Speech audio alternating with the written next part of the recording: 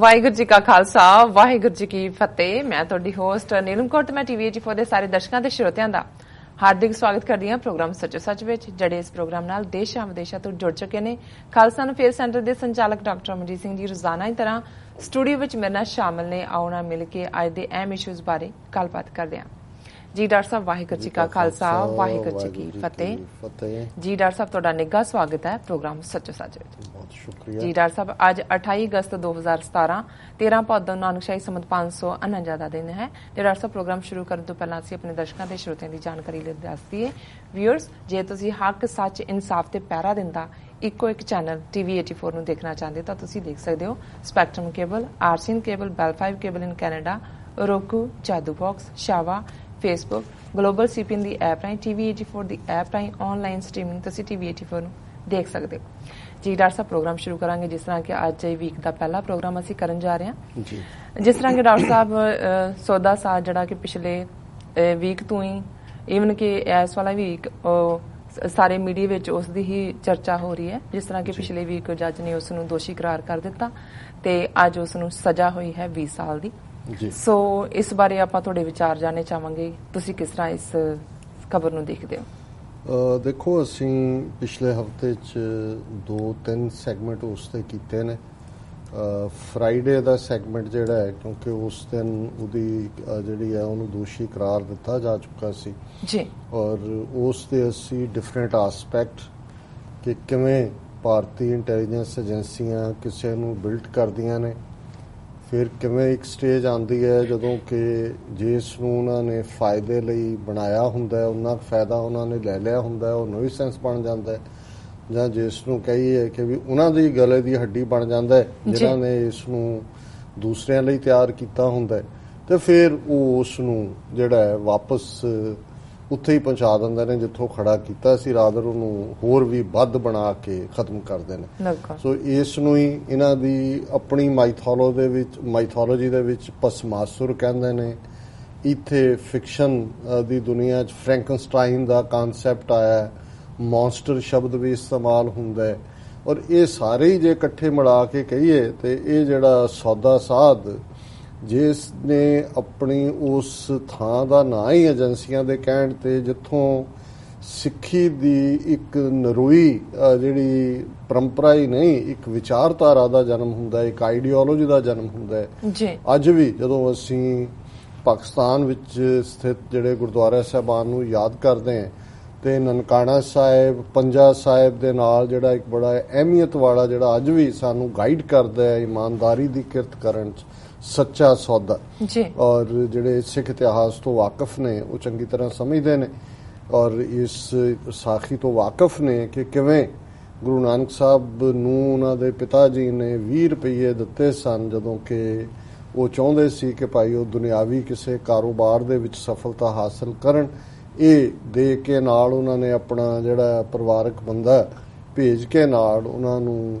ਜਿਹੜਾ ਮੰਡੀ ਦੇ ਵਿੱਚ ਭੇਜਿਆ, ਚੂੜ ਮੰਡੀ ਨਨਕਾਣਾ ਸਾਹਿਬ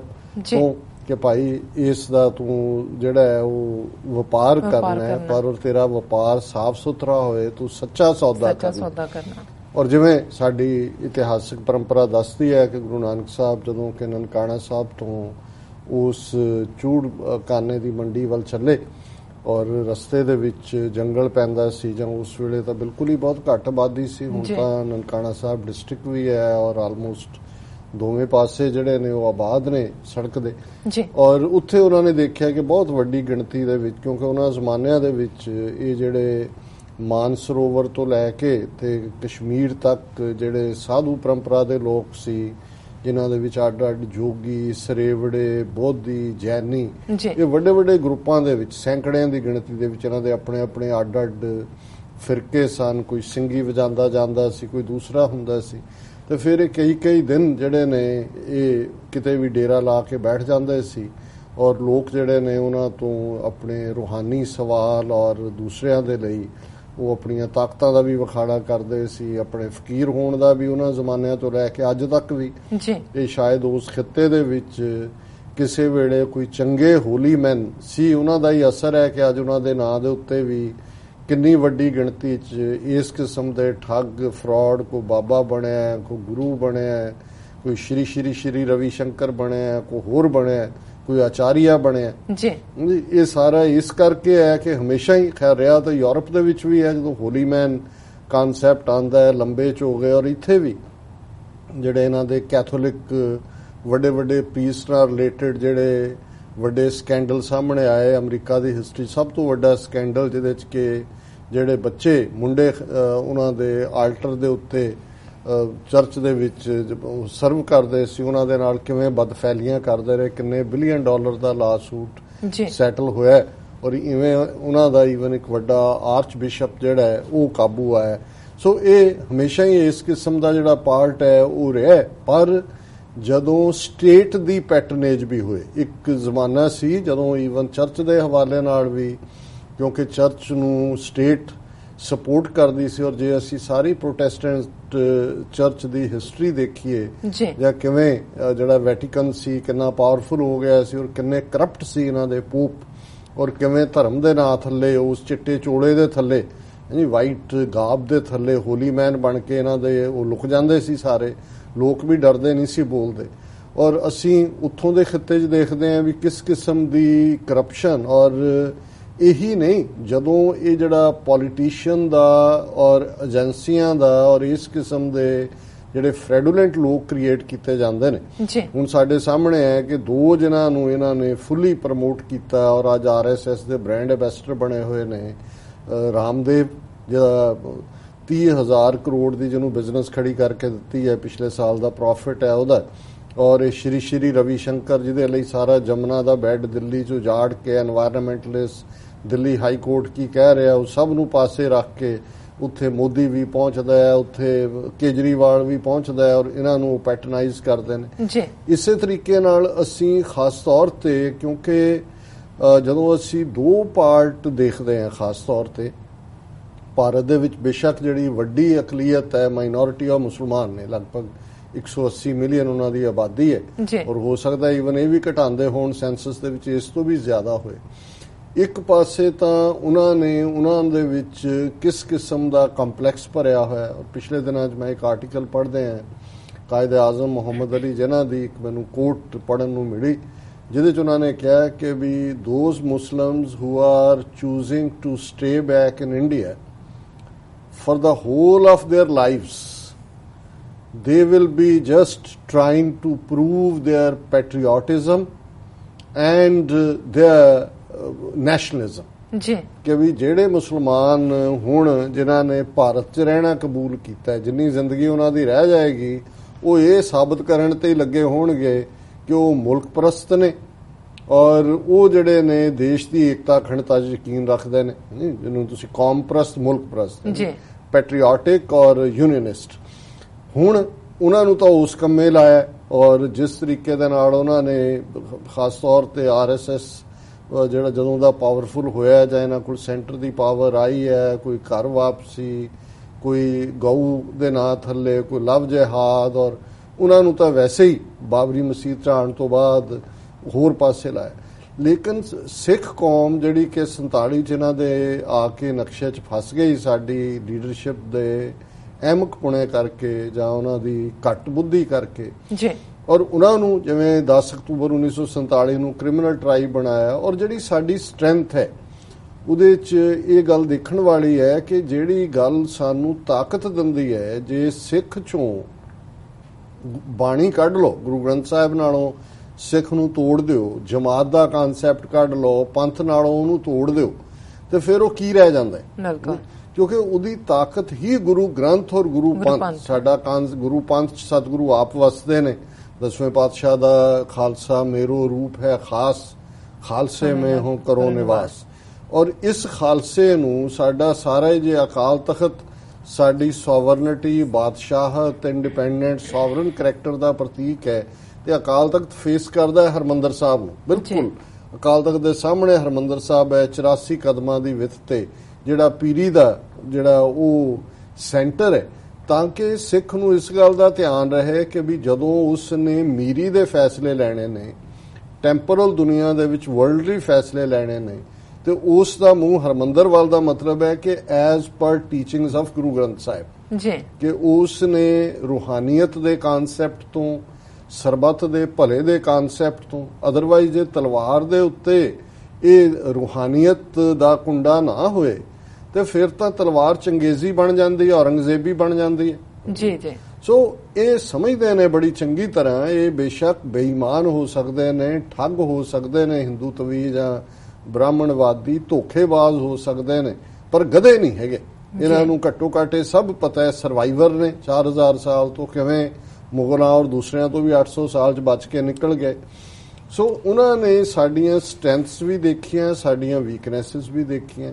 ਔਰ ਇਹ ਸਾਰਾ ਹੀ 47 ਤੋਂ ਬਾਅਦ, ਔਰ ਇਹ ਫਰਾਈਡੇ ਦਾ ਸੈਗਮੈਂਟ ਅਸੀਂ ਕਾਫੀ ਡੀਟੇਲ ਦੇ ਵਿੱਚ ਡਿਸਕਸ ਕੀਤਾ ਸੀ ਜੀ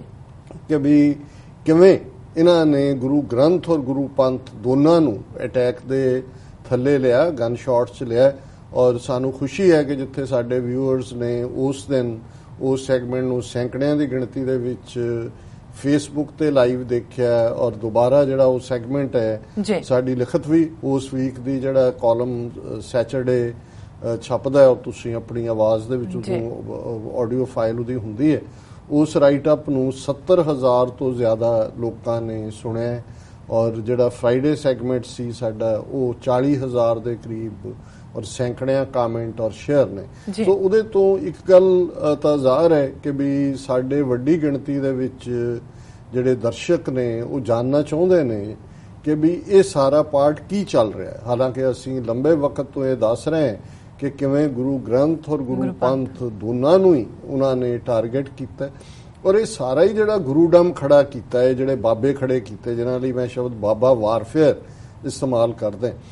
ਔਰ ਇਹਨਾਂ ਨੂੰ ਕਿਵੇਂ ਸਰਕਾਰੀ ਪੈਟਰਨੇਜ ਹੈ। ਔਰ ਉਹਦੇ ਲਈ ਮੈਂ 18ਵੀਂ ਸਦੀ ਦੇ ਉਹਨਾਂ ਜਿਹੜੇ ਕਲਟ ਉਹਨਾਂ ਨੇ ਖੜੇ ਕੀਤੇ, ਮੁਗਲਿਆ ਸਾਮਰਾਜ ਨੇ ਜਾਂ ਜਿਨ੍ਹਾਂ ਨੂੰ ਪਹਾੜੀ ਰਾਜਿਆਂ ਨੇ ਦੂਸਰਿਆਂ ਨੇ ਵੀ ਸਮੇਂ-ਸਮੇਂ ਪੈਟਰਨੇਜ ਦਿੱਤੀ, ਉਹਨਾਂ ਦੇ ਵਿੱਚ ਮੀਣੇ, ਪ੍ਰਿਥੀ ਚੰਦ ਦੀ ਔਲਾਦ, ਮਸੰਦ,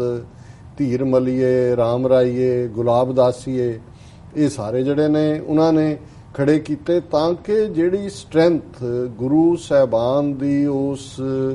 ਗੁਰਗੱਦੀ ਦੇ ਨਾਲ ਜੁੜੇ ਗੁਰੂ ਨਾਨਕ ਸਾਹਿਬ ਦੇ ਮੈਸੇਜ ਤੋਂ ਉਹਨੂੰ ਕਿਵੇਂ ਡਿਲੂਟ ਕੀਤਾ ਜਾਏ ਜੀ। ਔਰ ਜੇ ਅਸੀਂ ਬਹੁਤ ਲੰਬਾ 70 ਸਾਲ ਦਾ ਪੀਰੀਅਡ ਨਾ ਵੀ ਦੇਖੀਏ, ਪਿਛਲੇ 5-7 ਸਾਲ ਦਾ ਹੀ ਪੀਰੀਅਡ ਨੂੰ ਦੇਖੀਏ ਕਿ ਕਿਵੇਂ ਜਦੋਂ ਇਹਨਾਂ ਨੂੰ ਪਹਿਲਾਂ ਬਿਲਡ ਕਰਦੀਆਂ ਨੇ ਏਜੰਸੀਆਂ, ਬਾਹਰ ਲਿਆ ਕੇ ਇਹਨਾਂ ਦੀਆਂ ਐਮਬੈਸੀਆਂ ਔਰ ਕੌਂਸੂਲੇਟ ਉਹਨਾਂ ਨੂੰ ਉਹਨਾਂ ਦੇ ਫੰਕਸ਼ਨ ਆਰਗੇਨਾਈਜ਼ ਕਰਦੇ ਨੇ, ਫਿਰ ਬੜੇ ਗਲੇਜ਼ਡ ਪੇਪਰਸ ਦੇ ਉੱਤੇ ਪਿੱਛੇ ਉਹਨਾਂ ਦੀਆਂ ਜਿਹੜੀਆਂ ਮੈਗਜ਼ੀਨ ਛਪਦੀਆਂ ਲੋਕਾਂ ਤੱਕ ਪਹੁੰਚਦਾ, ਲੋਕਾਂ ਨੂੰ ਦੇਖੋ ਜੀ ਐਮਬੈਸਡਰ ਵੀ ਉਹਨਾਂ ਦੇ ਪੈਰਾਂ 'ਚ ਬੈਠਾ, ਉੱਥੇ ਮਿਨਿਸਟਰ ਆਉਂਦੇ ਨੇ, ਦੂਜੇ ਨੇ, ਔਰ ਮਿਨਿਸਟਰਾਂ ਔਰ ਦੂਜਿਆਂ ਦੀ ਆਮਦ ਨਾਲ ਲੋਕਾਂ ਦੇ ਕੰਮ ਵੀ ਹੁੰਦੇ ਨੇ ਜੀ, ਉਹ ਉਹਨਾਂ ਨੂੰ ਵੋਟਾਂ ਭੁਗਤਾਉਂਦੇ ਨੇ, ਉਹਨਾਂ ਦੇ ਕੰਮ ਕਰਦੇ ਨੇ। ਔਰ ਇਸ ਸਾਰੇ ਦੌਰੇ ਦੇ ਵਿੱਚ ਜਿਹੜਾ ਅਲਟੀਮੇਟਲੀ ਕੈਜੂਅਲਟੀ ਬਣਦਾ ਉਹ ਸਿਧਾਂਤ ਬਣਦਾ, ਪ੍ਰਿੰਸੀਪਲ ਬਣਦਾ, ਜਿਸ ਦੇ ਉੱਤੇ ਸਾਡੇ ਮਜ਼ਹਬ ਖੜੇ ਨੇ, ਔਰ ਖਾਸ ਤੌਰ ਤੇ ਸਿੱਖੀ ਦਾ ਗੁਰੂ ਗ੍ਰੰਥ ਗੁਰੂ ਪੰਥ ਦਾ ਕਾਨਸੈਪਟ, ਜਿਸ ਸਿੱਖੀ ਦੇ ਵਿੱਚ ਸਪਸ਼ਟ ਤੌਰ ਦੇ ਉੱਤੇ ਗੁਰੂ ਨਾਨਕ ਸਾਹਿਬ ਦਾ ਇਹ ਫਰਮਾਨ ਹੋਏ। ਔਰ ਇਹ ਮੈਂ ਅਕਸਰ ਭਾਵੇਂ ਦੁਹਰਾਉਂਦਾ ਹਾਂ, ਅੱਜ ਮੈਂ ਸਮਝਦਾ ਹਾਂ ਵੀ ਇਸ ਗੁਰੂ ਸਾਹਿਬ ਦੀ ਕੋਟ ਦੀ ਹੋਰ ਵੀ ਇੰਪੋਰਟੈਂਸ ਹੈ ਕਿ ਗੁਰ ਪੀਰ ਸਦਾਏ ਮੰਗਣ ਜਾਏ, ਤਾਂ ਕਿ ਮੂਲ ਨਾ ਲੱਗੀਐ ਪਾਏ, ਘਾਲ ਖਾਏ ਕਿਛ ਹੱਥੋਂ ਦੇ, ਨਾਨਕ ਰਾਹ ਪਛਾਣੇ ਸੇ। ਕਿ ਜਿਹੜਾ ਆਪਣੇ ਆਪ ਨੂੰ ਗੁਰੂ ਕਹਾਉਂਦਾ ਹੈ, ਪੀਰ ਕਹਾਉਂਦਾ ਹੈ, ਗੁਰੂ ਪੀਰ ਸਦਾਏ ਮੰਗਣ ਜਾਏ, ਲੇਕਿਨ ਦੂਸਰਿਆਂ ਦੀ ਕਮਾਈ ਦੇ ਉੱਤੇ ਜਿਹੜੇ ਹੁਣ ਗ੍ਰਸਤੀ ਨੇ, ਜਦੋਂ ਹੁਣ ਇਸ ਫਰਾਡ ਸੌਦਾ ਸਾਧ ਦਾ ਆ ਰਿਹਾ 800 ਏਕੜ 'ਚ ਉਸ ਦਾ ਫੈਲਿਆ ਇਹ ਸਾਰਾ ਡੇਰਾ, ਕਿਸ ਕਿਸਮ ਦੇ ਸਾਰੇ ਆਸ਼ੀ ਦੇ ਸਾਧਨ, ਸੈਂਕੜੇ ਡੇਰੇ ਹਰਿਆਣਾ, ਪੰਜਾਬ, ਚੰਡੀਗੜ੍ਹ, ਛੱਤੀਸਗੜ੍ਹ, ਰਾਜਸਥਾਨ, ਔਰ ਕਿਵੇਂ ਉਹਨੂੰ ਪੈਟਰਨਾਈਜ਼ ਕੀਤਾ ਸਟੇਟ ਨੇ। ਪਿਛਲੇ ਕੁਝ ਮਹੀਨੇ ਪਹਿਲਾਂ ਹੀ ਮਹਾਰਾਸ਼ਟਰ ਸਰਕਾਰ ਨੇ, ਜਿਸ ਜੋ ਪਿਕਚਰ ਵੀ ਸਾਹਮਣੇ ਆਈ ਹੈ ਕਿ ਚੀਫ ਮਿਨਿਸਟਰ ਫਰਨਾਂਡੀਜ਼ ਉਹ ਦੇ ਰਿਹਾ ਅਵਾਰਡ ਉਹਨੂੰ ਵਰਸੇਟਾਈਲ ਪਰਸਨੈਲਿਟੀ ਆਫ ਦਾ ਈਅਰ। ਔਰ ਜਿਵੇਂ ਅਸੀਂ ਦੱਸਿਆ ਸੀ ਕਿ 25 ਅਗਸਤ ਨੂੰ ਫੈਸਲਾ ਆਉਂਦਾ ਹੈ, 10 ਦਿਨ ਪਹਿਲਾਂ 15 ਅਗਸਤ ਨੂੰ ਹਰਿਆਣੇ ਦੇ 2 ਮਿਨਿਸਟਰ ਜਿਹੜੇ ਹੈ ਸੁਸ਼ੀਲ ਵਿਜ ਔਰ ਰਾਮ ਬਿਲਾਸ ਸ਼ਰਮਾ, ਉਹ ਜਾ ਕੇ 51 ਲੱਖ ਰੁਪਏ ਦਾ ਚੈੱਕ ਉਹਦੇ ਡੇਰੇ 'ਚ ਔਰ ਜਿੱਥੇ ਕਿ ਜਿਹੜੇ ਲੋਕ ਲੱਖਾਂ ਇਕੱਠੇ ਕਰਨ ਦਾ ਕਰਦੇ ਨੇ, ਇਹ ਬਹੁਤ ਪਹਿਲਾਂ ਦੇ ਇਕੱਠੇ ਹੋਣੇ ਸ਼ੁਰੂ ਹੋ ਗਏ ਸੀ, ਜਿਹੜੇ ਅਖੀਰ ਤੱਕ ਹੁੰਦੇ ਰਹੇ ਔਰ ਸਰਕਾਰ ਦੀ ਪੈਟਰਨੇਜ ਨਾਲ। ਇੱਕ ਪਾਸੇ ਉਹ ਮੈਸੇਜ ਦੇਣਾ ਚਾਹੁੰਦੇ ਸੀ, ਪ੍ਰੈਸ਼ਰ ਬਿਲਡ ਕਰ ਰਹੇ ਸੀ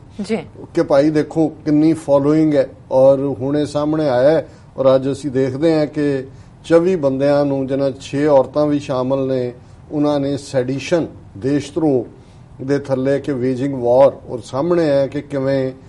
ਉਹ ਪੈਟਰੋਲ ਹੋਏ, ਗਨਸ ਨੇ, ਦੂਸਰਾ ਸਟਫ ਹੈ, ਔਰ ਇਹ ਪੂਰਾ ਉਹਨਾਂ ਦੇ ਨਿਰਦੇਸ਼ ਸੀ, ਜਿਹੜੇ ਉਹਨਾਂ ਦੇ ਹੈੱਡਕੁਆਰਟਰ, ਉੱਥੇ ਏਜੰਸੀਆਂ ਦੇ ਬੰਦੇ ਬੈਠੇ ਹੋਏ ਨੇ ਕਿ ਭਾਈ ਜੇ ਫੈਸਲਾ ਅਗੇਂਸਟ ਆਂਦਾ ਹੈ 4 ਚੁਫੇਰੇ ਅੱਗ ਲਾ ਦਿਓ ਔਰ ਫੂਕ ਦਿਓ ਸਭ ਕੁਝ ਜੋ ਸਾਹਮਣੇ ਆਂਦਾ। ਔਰ ਈਵਨ ਇਹੀ ਨਹੀਂ ਵੀ ਫਰਾਈਡੇ ਦੀ ਵਾਇਲੈਂਸ ਦੀ ਅਸੀਂ ਗੱਲ ਕੀਤੀ ਸੀ ਜਿਸ ਦਿਨ ਆਇਆ, ਈਵਨ ਹੁਣ ਵੀ ਹਾਲਾਂਕਿ ਪੈਰਾਮਿਲਟਰੀ ਫੋਰਸ, ਫੌਜ ਇਨ ਪਲੇਸ ਹੈ, ਪਰ ਜਿਵੇਂ ਸਰਸੇ ਦੇ ਨੇੜੇ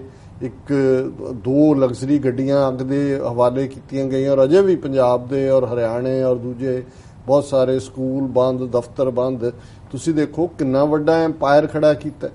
ਔਰ ਇਸ ਤੋਂ ਪਹਿਲਾਂ ਇਹ ਨਹੀਂ ਹੈ ਕਿ ਵੀ ਇਹ ਕੋਈ ਆਲ ਆਫ ਏ ਸਡਨ ਹੋ ਗਿਆ। ਅਸੀਂ ਦੇਖਦੇ ਹਾਂ ਨਿਰੰਕਾਰੀਆਂ ਦੇ ਨਾਲ, ਜਿਹੜੇ ਨਰਕਧਾਰੀ ਜਿਹਨਾਂ ਨੂੰ ਸੰਤ ਪਿੰਡਾਂ ਵਾਲੇ ਕਹਿੰਦੇ ਸੀ, ਕਿਵੇਂ ਉਹਨਾਂ ਦਾ ਐਮਪਾਇਰ ਪੰਜਾਬ 'ਚ ਡੇਰੇ ਖੜੇ ਕੀਤੇ ਸੀ। ਔਰ ਇਹ ਨਹੀਂ ਹੈ, ਹੁਣ ਬਹੁਤ ਸਾਰਿਆਂ ਨੇ ਪੁੱਛਿਆ ਸਾਨੂੰ ਸਵਾਲ ਵੀ ਕਿ ਜੀ ਇਹਨੂੰ ਹੁਣ ਸਜ਼ਾ ਹੋਈ ਹੈ, ਇਹ ਅਸੀਂ ਕਰਾਂਗੇ ਡਿਸਕਸ ਉਹਨੂੰ ਕਿ ਵੀ ਕੀ ਹੋਏਗਾ, ਕਿ ਜੀ ਕੀ ਬਸ ਇਹ ਫਰਾਡ ਬੰਦ ਹੋ ਜਾਏਗਾ, ਪਖੰਡ ਬੰਦ? ਨਹੀਂ, ਇਹ ਜਿਹੜਾ ਏਜੰਸੀਆਂ ਨੇ ਇੰਨੀ ਹੈਵੀ ਇਨਵੈਸਟਮੈਂਟ ਇਹਨਾਂ ਤੇ ਕੀਤੀ ਹੁੰਦੀ ਹੈ ਜਾਂ ਕੀਤੀ ਹੋਈ ਹੈ, ਉਹ ਇਵੇਂ ਨਹੀਂ ਜਾਣ ਦਿੰਦੇ। ਤੁਸੀਂ ਨਿਰੰਕਾਰੀਆਂ ਦਾ ਦੇਖੋ, ਹੁਣ ਜਿਨ੍ਹਾਂ ਨਿਰੰਕਾਰੀਆਂ ਨੇ ਉਹੀ ਕ੍ਰਿਮੀਨਲ ਐਕਟੀਵਿਟੀ, ਇਹਦੇ ਜੋ ਸੌਦਾ ਸਾਧ ਕਰ ਰਹੇ, ਇਹੀ ਜਦੋਂ ਨਿਰੰਕਾਰੀ ਭਵਨ ਉਹ ਡੇ ਕਲੱਬ ਸੀ, ਫ੍ਰੀ ਲਵ ਦੇ ਨਾਂ ਥੱਲੇ ਜੋ ਕੁਝ ਉੱਥੇ ਹੁੰਦਾ ਸੀ, ਔਰ ਕਿਵੇਂ ਉਹਨਾਂ ਨੇ ਲੋਕਾਂ ਨੂੰ ਐਸ਼ੀ ਦੇ ਅੱਡੇ ਸੀ, ਔਰ ਆਪਣੀਆਂ ਪ੍ਰਾਈਵੇਟ ਆਰਮੀਜ਼ ਜਦੋਂ ਬਣਾਉਣ ਦੀ ਗੱਲ ਹੁੰਦੀ ਹੈ ਕਿ ਜਿਹਨੇ ਕਮਾਂਡੋ ਬਣਾਏ, ਟ੍ਰੇਨਿੰਗ, ਨਿਰੰਕਾਰੀਆਂ ਨੇ ਨਾ ਸਿਰਫ ਆਪਣੀ ਉਹ ਆਰਮੀ ਬਣਾਈ ਹੋਈ ਸੀ, ਪੂਰਾ ਇੱਕ ਹਾਇਰਾਰਕੀ ਕ੍ਰੀਏਟ ਕੀਤੀ ਸੀ। ਉਹਨਾਂ ਨਿਰੰਕਾਰੀਆਂ ਦੀ ਆਰਮੀ ਨਹੀਂ, 13 ਅਪ੍ਰੈਲ 1978 ਨੂੰ ਵਿਸਾਖੀ ਵਾਲੇ ਦਿਨ ਅੰਮ੍ਰਿਤਸਰ 13 ਸਿੰਘਾਂ ਨੂੰ ਸ਼ਹੀਦ ਕੀਤਾ ਸੀ। ਉਸ ਤੋਂ ਬਾਅਦ ਕੀ ਹੋਇਆ, ਅਦਾਲਤਾਂ ਨੇ ਉਹਨੂੰ ਐਕਵਿਟ ਕਰ ਦਿੱਤਾ, ਔਰ ਬਾਅਦ ਚ ਬੇਸ਼ੱਕ ਸਿੰਘਾਂ ਨੇ ਉਹਨੂੰ ਸਜ਼ਾ ਦਿੱਤੀ, ਉਸ ਨਿਰੰਕਾਰੀ ਮੁਖੀ ਗੁਰਬਚਨੇ ਨੂੰ, ਪਰ ਉਹਦੇ ਮਰਨ ਤੋਂ ਬਾਅਦ ਉਹਦਾ ਮੁੰਡਾ ਬਹਿ ਗਿਆ, ਹਰਦੇਵ ਸਿੰਘ ਭੋਲਾ। ਔਰ ਹਰਦੇਵ ਸਿੰਘ ਭੋਲੇ ਦਾ ਉਨਾ ਹੀ ਇਹ ਠੀਕ ਹੈ ਵੀ ਪੰਜਾਬ 'ਚ ਇਹਨਾਂ ਦਾ ਪ੍ਰਭਾਵ ਘਟ ਗਿਆ, ਪਰ ਦਿੱਲੀ ਔਰ ਦੂਸਰੀਆਂ ਥਾਵਾਂ ਤੇ ਏਜੰਸੀਆਂ ਨੇ ਵਧਾ ਦਿੱਤਾ, ਔਰ ਬਹੁਤਿਆਂ ਦੀ ਯਾਦਾਸ਼ਤ ਕਮਜ਼ੋਰ ਹੁੰਦੀ ਹੈ। ਮੈਂ ਯਾਦ ਕਰਵਾ ਦਿਆਂ ਕਿ ਪਿਛਲੀਆਂ ਦਿੱਲੀ ਅਸੈਂਬਲੀ ਚੋਣਾਂ ਤੋਂ ਪਹਿਲਾਂ ਅਰਵਿੰਦ ਕੇਜਰੀਵਾਲ ਉੱਥੇ ਹੀ ਨਿਰੰਕਾਰੀ ਭਵਨ ਦੇ ਵਿੱਚ ਗਿਆ ਵੋਟਾਂ ਮੰਗਣ ਦੇ ਲਈ। ਉਹਨਾਂ ਨੇ ਆਮ ਆਦਮੀ ਪਾਰਟੀ ਨੂੰ ਸਪੋਰਟ ਥਰੂ ਕੀਤੀ ਔਰ ਜਿੱਤਣ ਤੋਂ ਬਾਅਦ ਚੋਣਾਂ ਅਰਵਿੰਦ ਕੇਜਰੀਵਾਲ ਆਪਣੀ ਸਾਰੀ ਕੈਬਨਿਟ ਦੇ ਨਾਲ ਨਿਰੰਕਾਰੀ ਭਵਨ ਦੇ ਵਿੱਚ ਉਹਦਾ ਹਰਦੇਵ ਭੋਲੇ ਦਾ ਜਿਹੜਾ ਉਹ ਸ਼ੁਕਰੀਆ ਅਦਾ ਕਰਨ ਗਿਆ ਕਿ ਜੀ ਬਤਾਈਏ ਬਾਬਾ ਜੀ ਕਿਆ ਕरें हम आपके लिए। ਉਹ ਹਰਦੇਵ ਭੋਲਾ ਇੱਥੇ ਕੈਨੇਡਾ 'ਚ ਸ਼ਰਾਬ ਪੀ ਕੇ ਉਹ ਸਣੇ ਡਰਾਈਵਰ ਦੇ ਜਿਹੜਾ ਉਹ ਮਰ ਗਿਆ ਐਲਬਰਟਾ ਕਿਹੜੀ ਸਟੇਟ ਦੇ ਵਿੱਚ, ਔਰ ਬਹੁਤਿਆਂ ਨੂੰ ਲੱਗਿਆ ਕਿ ਵੀ ਚਲੋ ਪਿਓ ਸਿੰਘਾਂ ਨੇ ਕਰਤਾ ਸੀ ਕੰਮ, ਇਹ ਊਂ ਮਰ ਗਿਆ, ਗੱਲ ਮੁੱਕ ਗਈ। ਤੇ ਉਹ ਜਦੋਂ ਮਰਿਆ ਉਹਦੀ ਘਰ ਵਾਲੀ ਜਿਹੜੀ ਆ ਉਹ ਬੈਠ ਕੇ ਆ ਕੇ ਉਹਨੂੰ ਬਿਠਾ ਦਿੱਤਾ, ਕਿਉਂਕਿ ਜਿੱਥੇ ਏਜੰਸੀਆਂ ਨੇ ਇੰਨੀ ਹੈਵੀ ਇਨਵੈਸਟਮੈਂਟ ਕੀਤੀ ਹੋਈ ਹੈ ਇਹਨਾਂ ਦੇ ਟਿਕਾਣੇ ਨੇ।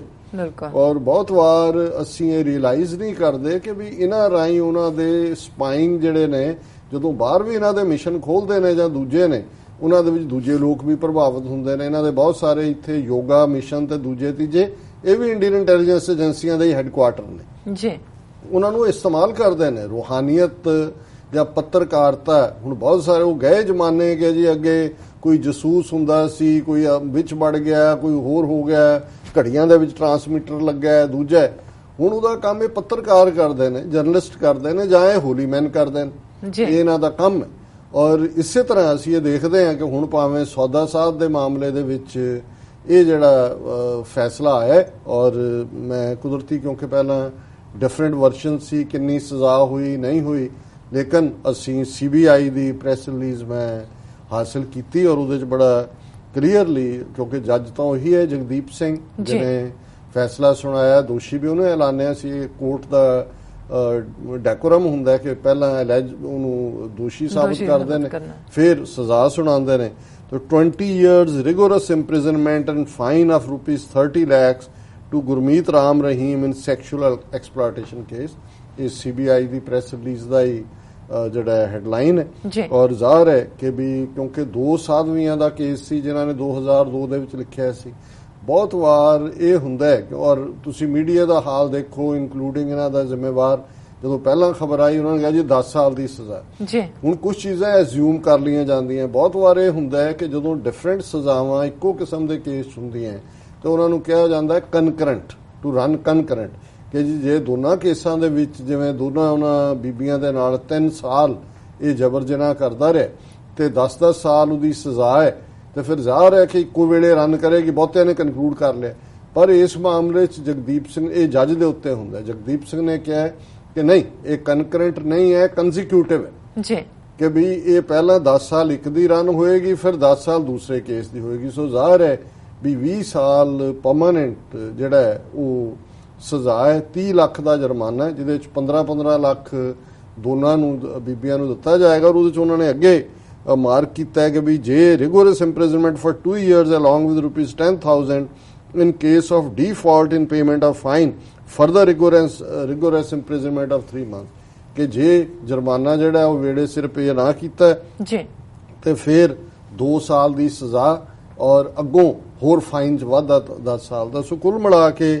ਇਹ ਜਿਹੜਾ ਪਾਰਟ ਹੈ, ਔਰ ਅਸੀਂ already Punjab and Haryana high court ਦਾ ਜੱਜਾਂ ਦਾ ਪੈਨਲ ਤਿੰਨਾਂ ਦਾ, ਜਸਟਿਸ ਸਰਾਓ ਦੇ ਥੱਲੇ, ਉਹਨਾਂ ਦਾ ਨੂੰ ਵੀ ਟ੍ਰਿਬਿਊਟ ਦਿੱਤਾ ਹੈ, ਜਗਦੀਪ ਸਿੰਘ ਨੂੰ ਵੀ ਦਿੱਤਾ ਹੈ, ਔਰ ਇਸ ਤੋਂ ਇਲਾਵਾ ਉਹਨਾਂ ਦੋਨਾਂ ਬੀਬੀਆਂ ਨੂੰ ਜਿਨ੍ਹਾਂ ਨੇ ਕੇਸ ਲਈ ਖਲੋਤੀਆਂ। ਔਰ ਦੂਜੇ ਕੇਸ ਜਿਹੜੇ ਨੇ, ਜਿਵੇਂ ਛਤਰਪਤੀ ਰਾਮਚੰਦਰ ਛਤਰਪਤੀ ਜਿਹੜਾ ਜਰਨਲਿਸਟ ਪੂਰਾ ਸੱਚ ਇਸ ਦਿਨੇ ਉਹਨਾਂ ਦੀ ਚਿੱਠੀ ਛਾਪੀ ਸੀ, ਉਹਦਾ ਮਰਡਰ ਹੋਇਆ, ਉਹਦੇ ਕੇਸ ਦਾ ਟ੍ਰਾਇਲ ਵੀ ਆਉਣ ਵਾਲੇ ਦਿਨਾਂ 'ਚ ਜਿਹੜਾ ਸ਼ੁਰੂ ਹੋਣ ਵਾਲਾ ਹੈ। ਔਰ ਦੂਸਰਾ ਕੇਸ ਜਿਹੜਾ 400 ਦੇ ਕਰੀਬ ਜਿਹੜੇ ਬੰਦੇ ਜਿਨ੍ਹਾਂ ਨੂੰ ਕੈਸਟੇਟ ਕਰ ਦਿੱਤਾ ਹੈ, ਖੱਸੀ ਬਣਾ ਦਿੱਤਾ ਹੈ, ਔਰ ਉਹਨਾਂ ਦਾ ਕੇਸ ਦੀ ਸੁਣਵਾਈ ਵੀ, ਔਰ ਉਹਦੇ 'ਚ ਨਵਕਿਰਨ ਸਿੰਘ ਵਕੀਲ ਜਿਹੜੇ ਨੇ ਪੰਜਾਬ ਹਰਿਆਣਾ ਹਾਈ ਕੋਰਟ ਦੇ ਲਾਇਰਸ ਫॉर ਹਿਊਮਨ ਰਾਈਟਸ, ਉਹ ਇਨਵੋਲਵ ਨੇ। ਔਰ ਅੱਜ ਜਿਹੜਾ 9:30 ਤੋਂ 10 ਦਾ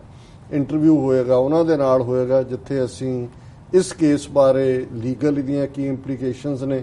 ਲੌਂਗ ਟਰਮ ਕੀ ਹੈ, ਔਰ ਜ਼ਾਹਰ ਹੈ ਵੀ ਇਹਦੀ ਅਪੀਲ ਜਿਹੜੀ ਹੈ ਉਹ ਤਿੰਨੋਂ ਹੀ ਧਿਰਾਂ, ਕਿਉਂਕਿ ਇਹਦੇ 'ਚ 3 ਧਿਰਾਂ ਨੇ। ਇੱਕ ਤਾਂ ਸੌਦਾ ਸਾਹਿਬ ਦਾ ਵਕੀਲ ਹੈ ਗਰਗ, ਜਿਹਨੇ ਕਿਹਾ ਜੀ ਅਸੀਂ ਅਪੀਲ ਕਰਾਂਗੇ। ਦੂਸਰੀ CBI ਹੈ, ਕਿਉਂਕਿ ਉਹ ਇੱਕ ਥਰਡ ਪਾਰਟੀ, ਔਰ ਜ਼ਾਹਰ ਹੈ ਕਿ ਵਿਕਟਮਸ ਨੇ ਉਹ ਵੀ ਅਪੀਲ ਕਰ ਸਕਦੇ ਨੇ, ਕਿਉਂਕਿ CBI ਨੇ ਜਗਦੀਪ ਸਿੰਘ ਦੇ ਕੋਰਟ 'ਚ ਮੰਗਿਆ ਸੀ ਕਿ ਵੀ ਇਹਨੂੰ ਲਾਈਫ ਇੰਪ੍ਰਿਜ਼ਨਮੈਂਟ ਦਿੱਤੀ ਜਾਏ। ਹੁਣ ਔਰ ਇਹਨਾਂ 'ਚ ਯੂਜਲੀ ਰੇਪ ਕੇਸਿਸ 'ਚ ਹੁੰਦਾ, ਜਿੰਨਾ ਮੈਂ, ਕਿਉਂਕਿ ਮੈਂ ਲਾਇਰ ਤਾਂ ਨਹੀਂ ਹੈ ਪਰ ਮੈਂ ਸਮਝਣ ਦੀ ਕੋਸ਼ਿਸ਼ ਕਰਦਾ ਕਿ ਜੋ 1/3 ਟਾਈਮ ਤੱਕ ਈਵਨ ਇਸ ਦੀ ਬੇਲ ਅਪਲਾਈ ਨਹੀਂ ਹੋ ਸਕਦੀ। ਸੋ ਜ਼ਾਹਰ ਹੈ ਕਿ ਵੀ ਅਪੀਲ ਹਾਈ ਕੋਰਟ 'ਚ ਹੋਏਗੀ, ਫਿਰ ਸੁਪਰੀਮ ਕੋਰਟ ਹੈ, ਪਰ ਇਹ ਜਿਹੜਾ ਬੇਲ 'ਚ ਨਹੀਂ ਜਾਏਗਾ। ਔਰ ਅਦਰਵਾਈਜ਼ ਇਹ ਹੁੰਦਾ ਵੀ ਨੇੜੇ ਦੀ ਜੇਲ੍ਹ 'ਚ ਰੱਖਿਆ ਜਾਂਦਾ ਜਿੱਥੋਂ ਦਾ ਹੋਏ, ਪਰ ਇਸ ਮਾਮਲੇ 'ਚ ਇਹਨੂੰ ਜਿਹੜਾ ਉਹ ਅੰਬਾਲੇ ਨਹੀਂ ਰੱਖਿਆ ਜਾਏਗਾ, ਕਿਉਂਕਿ ਉਹ ਹਾਈ ਪ੍ਰੋਫਾਈਲ, ਉੱਥੇ ਸੁਰੱਖਿਆ ਵੀ ਨਹੀਂ, ਔਰ ਇਹਦੇ ਚੇਲੇ ਚਾਰਟਰੇ ਵੀ ਨੇ। ਔਰ ਇਹਨੂੰ ਸੁਨਾਰੀਆ ਜੇਲ੍ਹ ਰੋਹਤਕ ਦੇ ਵਿੱਚ, ਜਿੱਥੇ ਕਿ ਆਲਰੇਡੀ ਪੈਰਾਮਿਲਟਰੀ ਦਾ ਵੀ ਹੈੱਡਕੁਆਰਟਰ ਟਾਈਪ ਹੈ ਔਰ ਬੜਾ ਉਹ ਰੇਤਲਾ ਜਿਹਾ ਇਲਾਕਾ ਹੈ, ਉਸ ਦੇ ਵਿੱਚ ਉਹਨੂੰ ਰੱਖਿਆ ਜਾਏਗਾ। ਔਰ ਇਸ 'ਚ ਜਿਹੜਾ ਇੱਕ ਹੀਰੋ ਇਹ ਸਾਰੇ ਕੇਸ ਦਾ, ਜਿਨ੍ਹਾਂ ਬਾਰੇ ਹਾਲਾਂ ਮੈਨੂੰ ਪਤਾ ਸੀ ਵੀ, ਕਿਉਂਕਿ ਜਿਹੜੀ CBI ਕੋਰਟ ਨੇ ਡਿਸੀਜਨ ਦਿੱਤਾ, ਜਗਦੀਪ ਸਿੰਘ ਨੇ, ਟ੍ਰਾਇਲ CPI ਨੇ ਰਨ ਕੀਤਾ, ਔਰ ਜ਼ਾਹਰ ਹੈ ਅਸੀਂ ਜਿਹੜੇ ਉਹਨਾਂ ਦੇ ਜੁਆਇੰਟ ਡਾਇਰੈਕਟਰ ਇਨਵੈਸਟੀਗੇਸ਼ਨ ਦੇ ਸੀ ਉਹਨਾਂ ਨੂੰ ਟ੍ਰਿਬਿਊਟ ਦਿੱਤੀ ਸੀ, ਪਰ ਜਿਹੜੇ ਵਕੀਲ ਨੇ ਇਹ ਸਾਰੇ ਨੂੰ ਮੰਤਕੀ ਅੰਜਾਮ ਤੱਕ ਪਹੁੰਚਾਇਆ, ਇਹ ਉਹੀ ਵਕੀਲ ਹੈ ਜਿਨ੍ਹਾਂ ਨੇ ਜਸਵੰਤ ਸਿੰਘ ਖਾਲੜਾ ਕੇਸ ਦੇ ਵਿੱਚ ਜਿਹੜੇ ਦੋਸ਼ੀ ਪੁਲਸੀਏ ਸੀ ਉਹਨਾਂ ਨੂੰ ਸਜ਼ਾ ਦਵਾਈ ਸੀ, ਔਰ ਉਹ ਨੇ ਹਰਿੰਦਰਪਾਲ ਸਿੰਘ ਵਰਮਾ। ਔਰ ਦਰਸ਼ਕ ਸਕਰੀਨ ਦੇ ਉੱਤੇ ਉਹਨਾਂ ਦੀ ਪਿਕਚਰ ਦੇਖ ਰਹੇ ਨੇ। ਇਹ CBI ਦੇ ਵਕੀਲ ਨੇ ਜਿਨ੍ਹਾਂ ਨੇ ਇਸ ਕੇਸ ਨੂੰ ਜਿਹੜਾ ਟੂ ਦਾ ਐਂਡ ਕੀਤਾ। ਔਰ ਜਿਉਂ ਹੀ ਫੈਸਲਾ ਸੁਣਾਇਆ ਗਿਆ, ਪਹਿਲਾਂ ਜਦੋਂ ਉਹਨੂੰ ਦੋਸ਼ੀ ਠਹਿਰਾਇਆ ਗਿਆ ਸੀ ਉਦੋਂ ਉਹਦਾ ਪਿਸ਼ਾਬ ਵੀ ਨਿਕਲ ਗਿਆ ਸੀ, ਔਰ 7 ਮਿੰਟ ਉਹ ਰੋਂਦਾ ਰਿਹਾ ਸੀ ਉਹਦੇ ਨਾਲ ਵਕੀਲ ਦੇ ਗਲ ਨਾਲ ਲੱਗ ਕੇ। ਪਰ ਇਸ ਵਾਰ ਜਦੋਂ ਇਹ ਗਿਆ ਹੀ ਆ, ਉੱਥੇ ਖਲੋਤਾ ਹੈ, ਚੀਕਾਂ ਮਾਰ ਕੇ, ਦਹਾੜਾ ਮਾਰ ਕੇ ਜੱਜ ਦੇ ਪੈਰਾਂ ਵੱਲ ਪਏ ਕਿ ਮੈਨੂੰ ਮਾਫ ਕਰ ਦਿਓ, ਮਰਸੀ ਮਰਸੀ, ਔਰ ਪੂਰਾ ਘਬਰਾਹਟ ਦੇ ਵਿੱਚ ਬੇਹੋਸ਼ ਹੋ ਗਿਆ। ਔਰ ਜੱਜ ਨੇ ਕਿਹਾ ਕਿ ਵੀ ਤੂੰ ਬੀਸਟ ਹੈ, ਤੂੰ ਜਾਨਵਰ ਹੈ, and you deserve no mercy, ਕਿ ਵੀ ਜਿਹੜੀਆਂ ਬੀਬੀਆਂ ਤੇਰੇ ਕੋਲ ਰੱਬ ਸਮਝ ਕੇ ਤੈਨੂੰ ਆਈਆਂ, ਜਿਹੜੀਆਂ ਤੈਨੂੰ ਪਿਤਾ ਜੀ ਕਹਿ ਕੇ ਐਡਰੈਸ ਕਰਦੀਆਂ, ਔਰ ਤੂੰ ਜੋ ਉਹਨਾਂ ਦਾ ਸ਼ੋਸ਼ਣ ਕੀਤਾ, ਤੂੰ ਯੂ ਡਿਜ਼ਰਵ ਨੋ ਮਰਸੀ। ਸੋ ਮੈਂ ਸਮਝਦਾ ਵੀ ਜਗਦੀਪ ਸਿੰਘ ਨੇ ਆਪਣਾ ਜਿਹੜਾ ਹੈ ਉਹ ਰੁਤਬਾ ਜੁਡੀਸ਼ਰੀ ਦਾ, ਔਰ ਮੈਂ ਸਮਝਦਾ ਵੀ ਇਸ ਸਾਰੇ ਨੇ ਇਹਦੇ ਬਾਵਜੂਦ ਕਿ ਅਲਟੀਮੇਟਲੀ ਜਦੋਂ ਅਸੀਂ ਦੇਖਦੇ ਹਾਂ ਜੂਨ 84 ਤੋਂ ਹੁਣ ਤੱਕ 33 ਸਾਲਾਂ 'ਚ ਸਿੱਖਾਂ ਲਈ ਕਦੇ ਇਨਸਾਫ ਨਹੀਂ ਨਿਕਲਿਆ। ਪਰ ਚਲੋ ਕਈ ਵਾਰ ਸਾਡੇ ਮਾਤਾ ਜੀ ਕਹਿੰਦੇ ਹੁੰਦੇ ਸੀ 100 ਦਿਨ ਚੋਰ ਦਾ, ਇੱਕ ਦਿਨ ਸਾਧ ਦਾ। ਸੋ ਹੁਣ ਜਿਹੜਾ ਸਾਧ ਦੇ ਭੇਖ ਦੇ ਵਿੱਚ ਬਣਿਆ ਚੋਰ ਸੀ, ਗੁੰਡਾ ਸੀ, ਇੱਕ ਬਦਮਾਸ਼ ਸੀ, ਰੋਗ, ਰਾਸਕਲ, ਕ੍ਰਿਮੀਨਲ ਸੀ। ਅਲਟੀਮੇਟਲੀ ਹਰ ਥਾਂ ਤੇ ਕਿਤੇ ਛਤਰਪਤੀ ਵਰਗਾ ਬਹਾਦਰ ਜਰਨਲਿਸਟ ਬੈਠਾ ਸੀ, ਕਿਤੇ ਰਣਜੀਤ ਸਿੰਘ ਵਰਗਾ ਬੰਦਾ ਜਿਹਨੇ ਆਪਣੀ ਜ਼ਿੰਦਗੀ ਦੇ ਦਿੱਤੀ ਆਪਣੀ ਭੈਣ ਦੀ ਆਬਰੂ ਲਈ, ਔਰ ਉਹ ਦੋ ਬੀਬੀਆਂ ਜਿਨ੍ਹਾਂ ਨੇ 15 ਸਾਲ ਪ੍ਰੈਸ਼ਰ ਝੱਲਿਆ। ਫਿਰ CBI ਦੇ ਉਹ ਮਿਸਟਰ ਨਾਰਾਇਣਨ ਵਰਗਾ ਜਿਹੜਾ ਜੁਆਇੰਟ ਡਾਇਰੈਕਟਰ, ਔਰ ਇਹ ਸੱਜਣ ਹਰਿੰਦਰਪਾਲ ਸਿੰਘ ਵਰਮਾ ਵਰਗਾ ਵਕੀਲ, ਇਧਰ ਜਸਟਿਸ ਸਰਾਓ, ਔਰ ਫਿਰ ਜਗਦੀਪ। ਮੈਂ ਸਮਝਦਾ ਵੀ ਇਹ ਵੀ ਕੁਦਰਤ ਦਾ ਇੱਕ ਪਾਰਟ ਹੁੰਦਾ ਹੈ ਕਿ ਜਿਹਦੇ ਥੱਲੇ, ਔਰ ਇਸ ਸਾਰੇ 'ਚ ਜਿਹੜੇ ਪੋਲੀਟੀਸ਼ੀਅਨ ਨੇ ਹਰ ਪਾਰਟੀ ਦੇ, ਔਰ ਮੈਂ ਦੇਖ ਰਿਹਾ ਕਿ ਕਿਸ ਹੱਦ ਤੱਕ ਜਾ ਕੇ, ਔਰ ਇਹ ਜਦੋਂ ਤੁਸੀਂ ਇਹਦੀਆਂ ਕ੍ਰਿਮੀਨਲ ਐਕਟੀਵਿਟੀਜ਼ ਦੇਖਦੇ ਹੋ, ਇਹੀ ਨਹੀਂ ਵੀ ਇਹਨੇ ਜਾਲੀ ਸੈਨਾ ਬਣਾਈ, ਹਥਿਆਰ ਰੱਖੇ, ਟ੍ਰੇਨਿੰਗ, ਕਮਾਂਡੋ। ਡੇਰਾ ਸਿਰਸਾ 'ਚ ਚੱਲਦੀ ਸੀ ਬਾਬੇ ਦੀ ਆਪਣੀ ਕਰੰਸੀ, ਈਵਨ ਆਪਣੀ ਕਰੰਸੀ ਕ੍ਰੀਏਟ ਕੀਤੀ। ਦਰਸ਼ਕ ਉਹ ਦੇਖ ਸਕਦੇ ਨੇ 5 ਰੁਪਏ ਔਰ 10 ਰੁਪਏ ਦੇ ਜਿਹੜੇ ਉਹਨਾਂ ਦੇ ਟੋਕਨ ਕ੍ਰੀਏਟ ਕੀਤੇ ਹੋਏ ਸੀ, ਔਰ ਸਾਰੀਆਂ ਉਹਦੀ ਜਿਹੜੀ ਉਹ ਬਿਜ਼ਨਸ ਹੈ,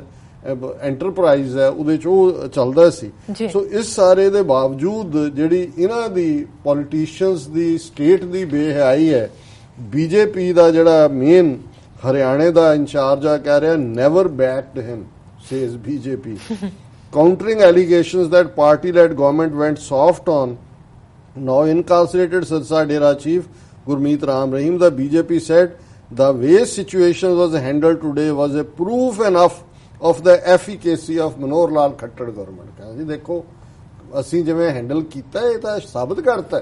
ਕਿ ਕਿੰਨਾ ਇਹ ਏਬਲ ਹੈ। ਲਾਰਡਿੰਗ ਦਾ CBI ਦਾ, ਫਿਰ ਡੂਬੀਅਸ ਬਾਬਾ। ਫਿਰ ਉਹਨੇ ਕਿਹਾ ਕਿ ਵੀ ਇਹ ਬਿਲਕੁਲ ਗਲਤ ਹੈ ਕਹਿਣਾ ਕਿ ਵੀ ਦਾ BJP never supported Baba. There was never any reason. Party General Secretary in charge of Haryana Anil Jain said. ਮੈਂ ਹੁਣ ਦਰਸ਼ਕਾਂ ਦਾ ਹੀ ਛੱਡ ਦਿੰਦਾ, ਇਸ ਤੋਂ ਬਿਯੋਂਡ ਮੈਂ ਕੁਝ ਨਹੀਂ ਕਹਿਣਾ ਚਾਹੁੰਦਾ। ਤੇ ਅਮਰਿੰਦਰ ਸਿੰਘ, ਹਾਲਾਂਕਿ ਇੱਕ ਕ੍ਰੈਡਿਟ ਇਹਨੂੰ devil must be given his due, ਜਾਂਦਾ ਹੈ ਕਿ ਵੀ ਪੰਜਾਬ ਦੇ ਵਿੱਚ ਘੱਟੋ ਘੱਟ ਕੋਈ ਰਾਈਟਿੰਗ ਨਹੀਂ ਹੋਈ, ਕੋਈ ਮਰਡਰ ਨਹੀਂ ਹੋਇਆ, ਕੋਈ ਗੋਲੀ ਨਹੀਂ ਚਲਾਣੀ ਪਈ। ਹਾਲਾਂਕਿ ਕਿਵੇਂ ਇਸ ਬਾਬੇ ਨੂੰ ਕਾਂਗਰਸ ਨੇ ਬਿਲਟ ਕੀਤਾ, ਇਹਦਾ ਕੁੜਮ ਜਿਹੜਾ ਹੈ ਉਹ ਅਮਰਿੰਦਰ ਦਾ ਯਾਰ ਹੈ, ਹਮ ਪਿਆਲ ਹੈ। ਹਰਮਿੰਦਰ ਜੱਸੀ ਬਠਿੰਡੇ ਤੋਂ ਕਾਂਗਰਸ ਦਾ MLA ਸੀ, ਹੁਣ ਤਾਂ ਹਾਰ ਗਿਆ। ਔਰ ਉਹੀ ਜਿਹੜਾ ਉਹਦਾ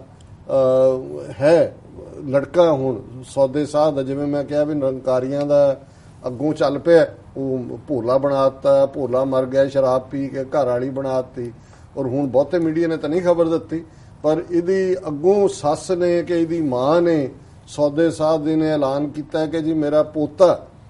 ਜਿਹੜਾ ਉਹ ਜਿਹੜਾ ਕਿ ਉਹਦੇ ਨਾਲ ਉਹਦੀ ਡਾਟਰ ਨਾਲ ਵਿਆਹ ਹੈ ਜੱਸੀ ਦੀ, ਹਰਮਿੰਦਰ ਜੱਸੀ ਦੀ, ਉਹ ਹੁਣ ਡੇਰੇ ਦਾ ਮੁਖੀ ਹੋਏਗਾ। ਉਹ ਇਹਨਾਂ ਦਾ ਫਿਰ ਆਪਸੀ ਹੋਏਗਾ। ਹੁਣ ਕੋਈ ਕਾਨੂੰਨੀ ਲੜਾਈਆਂ ਹੋਣਗੀਆਂ, ਜਿਹੜੀਆਂ ਬੀਬੀਆਂ ਲਿਆ ਕੇ ਕੋਈ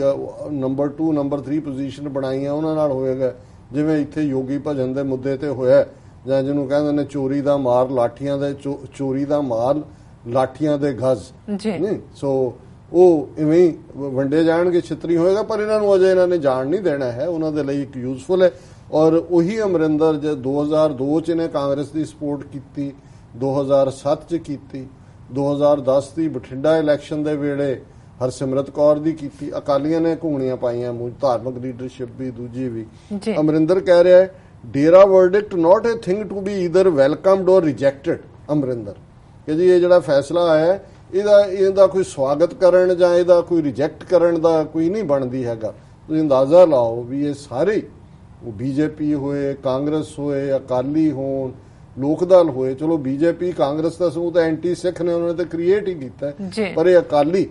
ਕਿਵੇਂ ਇਹਨਾਂ ਨੇ, ਜਿਵੇਂ ਸ਼ਸ਼ੀ ਕਾਂਤ ਨੇ ਮੈਂਸ਼ਨ ਕੀਤਾ ਸੀ, ਡਾਇਰੈਕਟਰ ਜਨਰਲ ਇੰਟੈਲੀਜੈਂਸ ਰਿਹਾ, ਵੀ ਇਹਨੂੰ ਜਿਹੜਾ ਪਹਿਰਾਵਾ ਬਣਾ ਕੇ ਭੇਜਿਆ ਜੋ ਸਲਾਬਤਪੁਰੇ 'ਚ ਨੇ 10ਵੇਂ ਪਾਤਸ਼ਾਹ ਦਾ ਸਾਂਗ ਰਚਣ ਦੀ ਕੋਸ਼ਿਸ਼ ਕੀਤੀ, ਅਕਾਲੀਆਂ ਨੇ ਕੀਤਾ। ਕਿਵੇਂ ਗੁਰਮਤਾ ਆਉਣ ਤੋਂ ਬਾਅਦ ਬੰਬਈ ਦੇ ਵਿੱਚ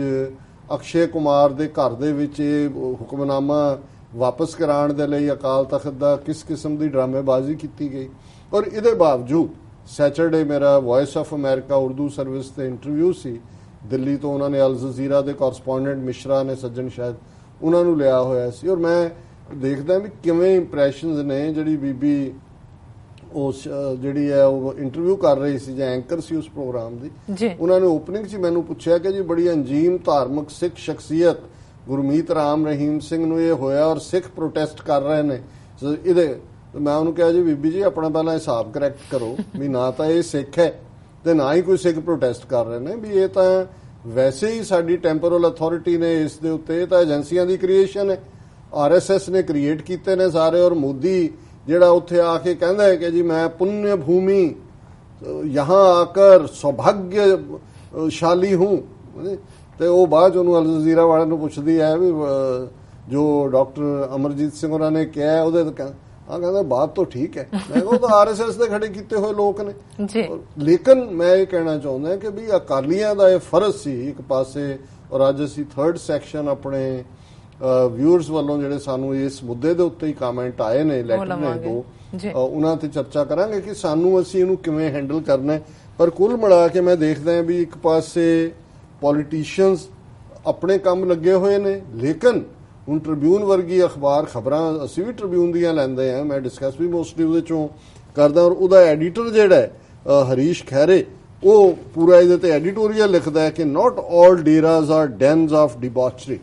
ਔਰ ਉਹ ਜਸਟੀਫਾਈ ਵੀ ਕਰ ਰਿਹਾ ਕਿ ਦੇਖੋ ਸਾਰੇ ਡੇਰੇ ਮਾੜੇ ਨਹੀਂ, ਇਹ ਤਾਂ ਇੱਕ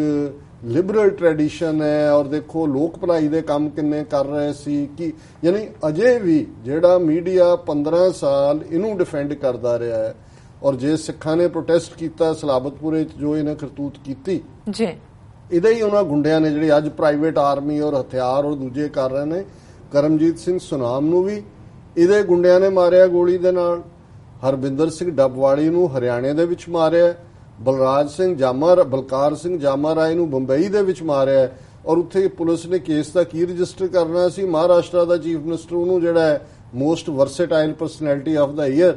ਅਵਾਰਡ ਦੇ ਰਿਹਾ, ਔਰ ਖੱਟੜ ਨੇ ਇਹਨੂੰ ਹਰਿਆਣੇ ਦੇ ਵਿੱਚ ਬ੍ਰਾਂਡ ਐਂਬੈਸਡਰ ਬਣਾਇਆ ਹੋਇਆ ਸੀ ਇਸ ਨੂੰ, ਔਰ ਇਹਦੇ ਬਾਵਜੂਦ ਕਿ ਇਹਦੇ ਉੱਤੇ ਮਰਡਰ ਔਰ ਰੇਪ ਔਰ ਕੇਸ ਚੱਲ ਰਹੇ ਸੀ, ਮੋਦੀ ਜਿਹੜਾ ਉਹ ਖੁਦ ਆਂਦਾ ਉੱਥੇ ਆ ਕੇ ਜਿਹੜਾ ਉਹਦਾ ਥੈਂਕ ਯੂ ਕਰਦਾ ਹੈ, ਔਰ ਖੱਟੜ ਜਿਹੜਾ ਉਹ ਹਰਿਆਣੇ ਦਾ ਮੁੱਖ ਮੰਤਰੀ ਬਣਨ ਤੋਂ ਬਾਅਦ ਸਾਰੀ ਕੈਬਨਿਟ ਲੈ ਕੇ ਉਸ ਡੇਰੇ 'ਚ ਜਾਂਦਾ, ਔਰ ਉਹਦੀ ਇੱਕ ਚੇਲੀ ਨੇ ਬਿਆਨ ਦਿੱਤਾ ਕਿ ਜੀ ਸਾਡੇ ਨਾਲ ਧੋਖਾ ਹੋ ਗਿਆ, ਕਿ 2014 'ਚ ਸਾਡੇ ਨਾਲ ਇਹ ਐਗਰੀਮੈਂਟ ਹੋਇਆ ਸੀ ਕਿ ਤਾਂ ਹੀ ਅਸੀਂ ਬੀਜੇਪੀ ਦੀ ਖੁੱਲ੍ਹ ਕੇ ਹਮਾਇਤ ਕੀਤੀ, ਔਰ ਖੁਦ ਵੋਟ ਪਾਣ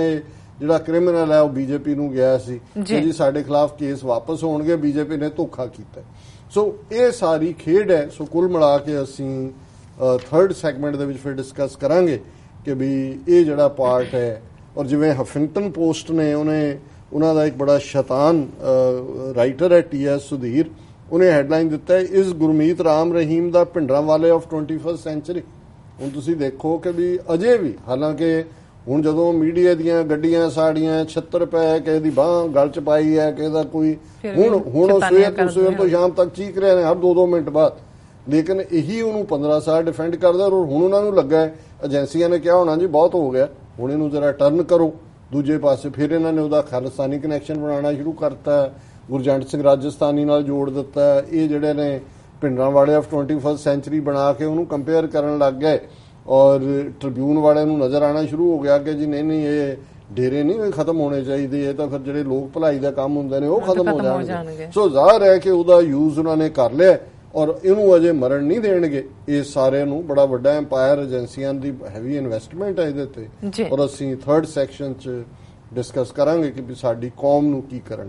ਦੀ ਲੋੜ ਹੈ। ਜੀ ਡਾਕਟਰ ਸਾਹਿਬ ਬਿਲਕੁਲ ਇੱਥੇ ਲੈਣਾ ਬ੍ਰੇਕ ਤੋਂ ਪਹਿਲਾਂ ਅਸੀਂ ਆਪਣੇ ਦਰਸ਼ਕਾਂ ਤੇ ਸਰੋਤਿਆਂ ਨੂੰ ਅਪੀਲ ਕਰਦੀ ਬੇਨਤੀ ਕਰਦੀ ਹੈ, ਵਿਊਅਰਸ ਅਸੀਂ ਚਾਹੁੰਦੇ ਹਾਂ ਕਿ TV84 ਦੀ ਤੁਸੀਂ ਵੱਧ ਤੋਂ ਵੱਧ ਮਾਈਕ ਸਹਾਇਤਾ ਕਰੋ। ਤੁਸੀਂ ਆਪਣੀ ਮਾਈਕ ਸਹਾਇਤਾ ਸਾਡੀ ਵੈਬਸਾਈਟ tv84.tv ਤੇ ਜਾ ਕੇ ਪੇਪਰ ਰਾਹੀਂ ਰਿਕਰਿੰਗ ਡੋਨਰ ਬਣ ਕੇ ਕਰ ਸਕਦੇ, ਜਾਂ ਫਿਰ ਤੁਸੀਂ TV84 ਦੇ ਨਾਮ ਤੇ ਚੈੱਕ ਬਣਾ ਕੇ ਸਾਨੂੰ ਮੇਲ ਕਰ ਸਕਦੇ ਹੋ ਸਾਡੇ ਇਸ ਪਤੇ ਤੇ 36-01 37th Avenue Long Island city New York 11101 USA, ਜਾਂ ਫਿਰ ਤੁਸੀਂ ਫੋਨ ਰਾਹੀਂ ਸਾਨੂੰ ਸੰਪਰਕ ਕਰ ਸਕਦੇ ਹੋ 5164060694। ਸ਼ੁਕਰੀਆ ਵਿਊਅਰਸ, ਦੋਸਤਾਨਾ ਇਸ ਤਰ੍ਹਾਂ ਬਣੇ ਰਹਿਣਾ। ਮਿਲਦੇ ਹਾਂ ਛੋਟੇ ਜਿਹੇ ਵਕਫੇ ਤੋਂ ਬਾਅਦ।